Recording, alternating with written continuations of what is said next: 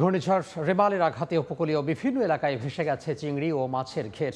সে খবর জানাতে আমরা সরাসরি যুক্ত হব বরগুনা থেকে যুক্ত হচ্ছেন সহকর্মী মনির হোসেন বাদল।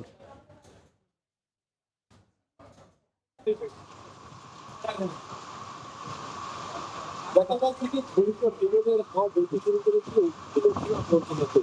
গতকাল রাত থেকে ঘূর্ণিঝড় বিমানের তাণ্ডব চালায়, কিন্তু রাতে যতটুকু দমকা হাওয়া বাতাস না হয়েছে, কিন্তু সকালবেলা কিন্তু ঘূর্ণিঝড় বিমানের আঘাতও কিন্তু এখন দেখতে পাচ্ছি সমুদ্রের মতো ঢেউ বড় বড় ঢেউ আসতে পারে। বড় বড়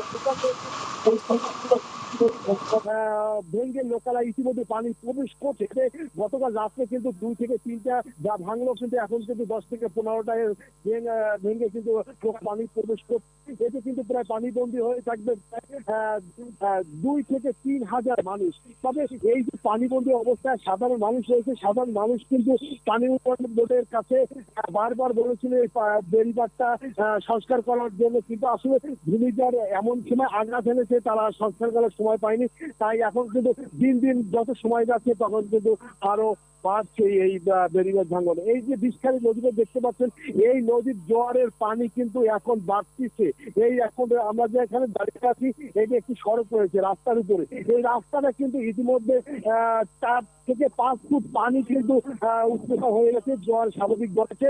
তবে এখনো স্থানীয়দের সাথে কথা বলেছি, স্থানীয় যে বিষয়ে আগেও জানিয়েছে যে পানি আরো বাড়বে, যত সময় যাবে তত তাদের পানি আরো বাড়বে।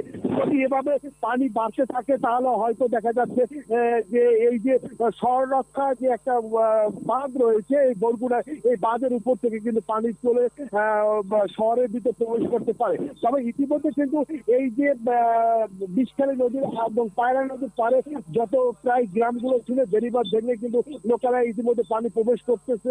সে অনেকে কিন্তু এখনো আবার সাইক্লোন সেন্টারে আশ্রয় নিতেছে যাতে পানি বন্দী না হয়ে থাকে এবং কোনো সমস্যায় না থাকে।